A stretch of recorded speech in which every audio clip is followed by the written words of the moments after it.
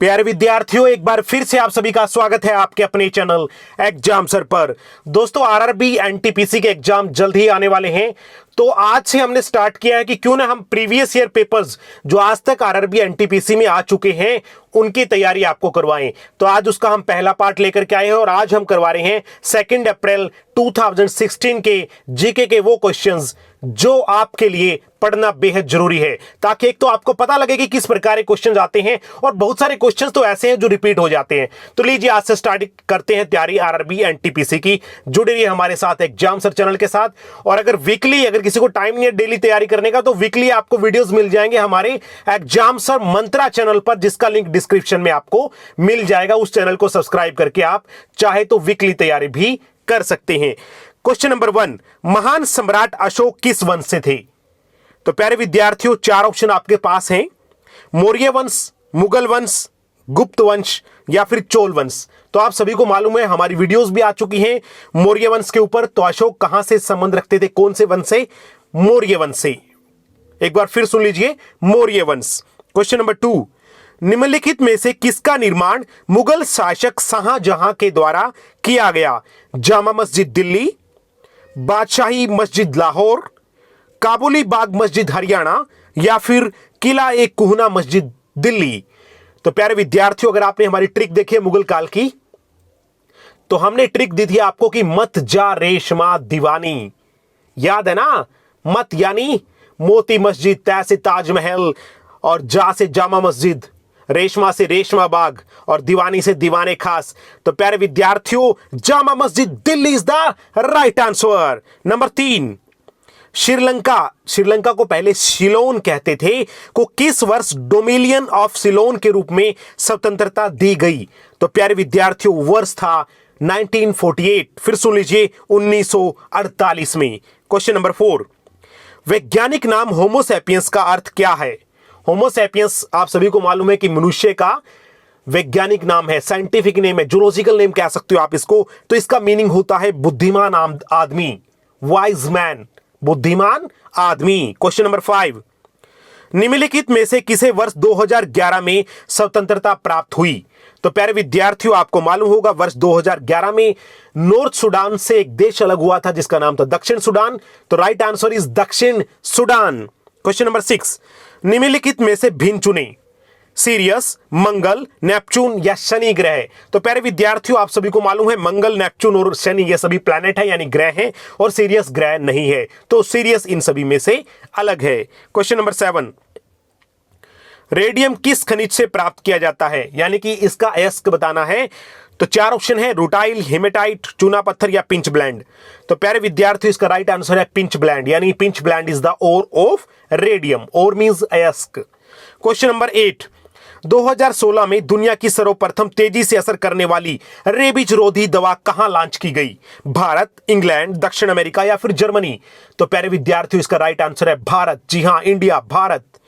Question number 9, NaCl, sodium chloride बोलते हैं NaCl, इसका रासायनिक सूत्र क्या है? अमोनिया, पानी, यानी किसका रासायनिक सूत्र है बताना आपको? अमोनिया का, पानी का, नमक का या फिर चीनी का। तो आप सभी को मालूम है कि NaCl is a common salt, यानी साधारण नमक। तो राइट आंसर इज नमक। क्वेश्चन नंबर 10, 2019 रग्बी विश्व कप का मेजबान देश। तो प्यारे विद्यार्थियों, 2016 में जब एग्जाम हुआ तो करंट के क्वेश्चन भी आते हैं। 2016 में ये डिक्लेयर हो गया था कि 2019 के अंदर रग्बी किस देश में होगा। ओके, तो अब भी करंट अफेयर्स इस आरआरबी एनटीपीसी में भी रहेगा। तो हम डेली करंट अफेयर कराएंगे आपको, जनवरी से लेकर के पूरा अक्टूबर तक का करंट अफेयर्स आपको इंपॉर्टेंट क्वेश्चन ला करके देंगे। डेली करंट अफेयर्स रहेगा। एग्जाम से पहले करंट अफेयर्स की वो तैयारी करा देंगे जो आपको एग्जाम के अंदर एक टॉनिक का काम करेगी।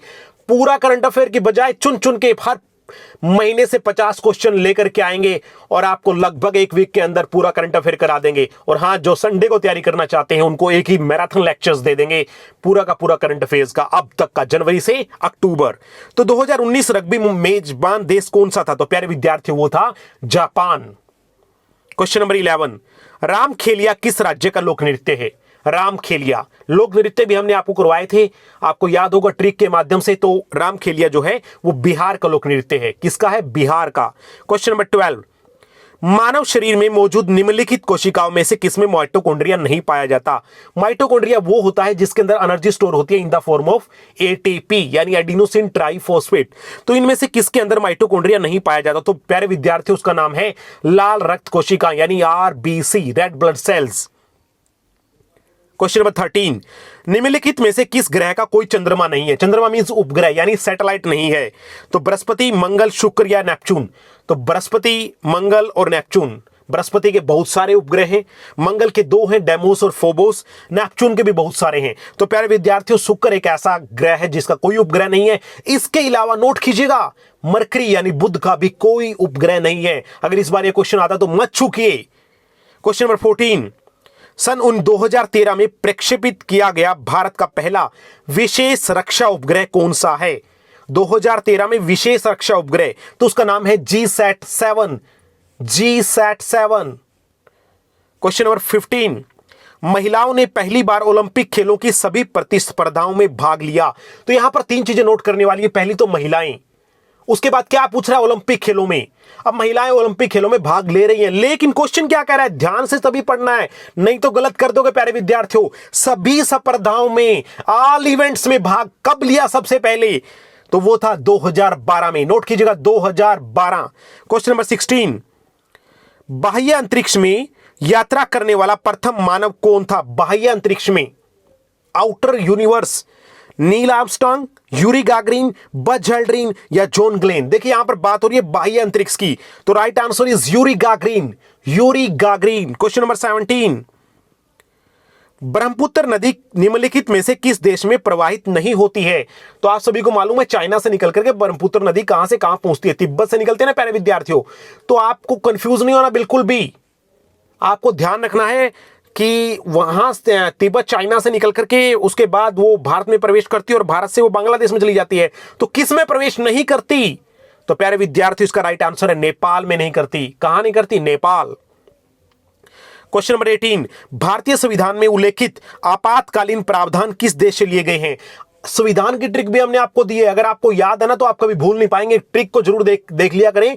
आपातकालीन प्रावधान, इमरजेंसी कहां से लिया गया है? तो प्यारे विद्यार्थियों, आप सभी को मालूम है कि आपातकालीन प्रावधान लिए गए हैं जर्मनी से। कहां से?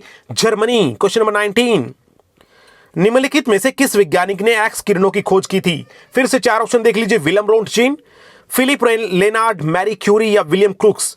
इनमें से आप सभी को मालूम है कि विलियम रोंटशिन ने एक्सरे की खोज की थी। और मैरी क्यूरी के बारे में बताऊं तो वो पहली महिला थी जिसको नोबेल पुरस्कार मिला था।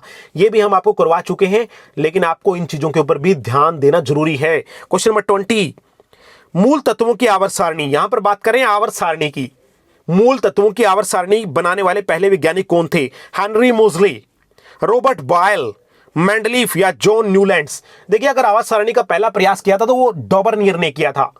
ओके, लेकिन यहां पर बात कर रहे हैं कि आवर्त सारणी मूल तत्वों की बनाई किसने सबसे पहले? वो तो प्रयास था ना, न्यूलैंड्स ने भी किया था उसके बाद। लेकिन जो आवर्त सारणी बनाई थी उसका नाम था मेंडलीफ, डेमेत्री मेंडलीफ पूरा नाम अगर मैं आपको बताना चाहूं तो उन्होंने आवर्त सारणी बनाई थी जिसके अंदर लगभग 65 एलिमेंट्स थे और तत्वों को उनके परमाणु भार के अनुसार अरेंज किया था। किसने? डेमेत्री मेंडलीफ ने। तो प्यारे विद्यार्थियों, ये थे हमारे एनटीपीसी 2016 के आज तक के आए गए गत वर्षों के क्वेश्चन पेपर। ओके, 2016 में जो आए थे, उसके बाद जो भी क्वेश्चंस पेपर हैं उनको हम निरंतर आपके सामने लाते रहेंगे ताकि आप अपनी तैयारी को पुख्ता कर सकें और अच्छी तैयारी के साथ एग्जाम में जा सके, कॉन्फिडेंटली जा सकें। क्योंकि जब तैयारी अच्छी होगी तभी मजबूत इमारत खड़ी होगी। यूं ही नहीं मिलती राही को मंजिल, एक जुनून सा दिल में जगाना होता है। जब पूछा चिड़िया से कैसे बनता है आशियाना, बोली भरनी पड़ती है उड़ान बार बार, तिनका उठाना होता है, तिनका उठाना होता है। तो प्यारे विद्यार्थियों, इसी प्रकार तिनका उठाते रहिए, अपनी मेहनत मुशक्कत के बल पर मजबूत इमारत का निर्माण कीजिए, भवन का निर्माण कीजिए। अपने जो एम आपने दिल में पाला हुआ है उस एम को पूरा करें, अपने लक्ष्य को प्राप्त करें, लक्ष्य के ऊपर ध्यान केंद्रित करें। अर्जुन के तीर की तरह मछली की आंख के ऊपर आपका ध्यान होना चाहिए, तभी आप अपने लक्ष्य तक पहुंच सकते हैं। तो प्यारे विद्यार्थियों, कैसा लगा आज का लेक्चर? हाँ, अगर अच्छा लगता है तो प्लीज वीडियो को शेयर कर दिया करें, क्योंकि आपके शेयर से हमें इतनी जान मिलती है कि हम आपके लिए हर प्रकार के जो भी एग्जाम आते हैं ना, उसकी तैयारी करने के लिए आपको हमेशा एक नया प्लेटफॉर्म प्रोवाइड करते हैं एग्जाम सर के ऊपर। और आप अब तो एग्जाम एग्जाम सर मंत्रा पे अगर जो बच्चे मतलब जॉब्स कर रहे हैं, टाइम नहीं मिलता, तो वीकली कर लीजिए। संडे को आपको 11 बजे कुछ ना कुछ वहां पे तैयारी के लिए मिल जाएगा। प्यारे विद्यार्थियों, आज के लिए इतने, कल फिर मिलते हैं एक और नई वीडियो के साथ। तब तक के लिए बहुत बहुत धन्यवाद। Thank you. जय हिंद, शुभ रात्रि।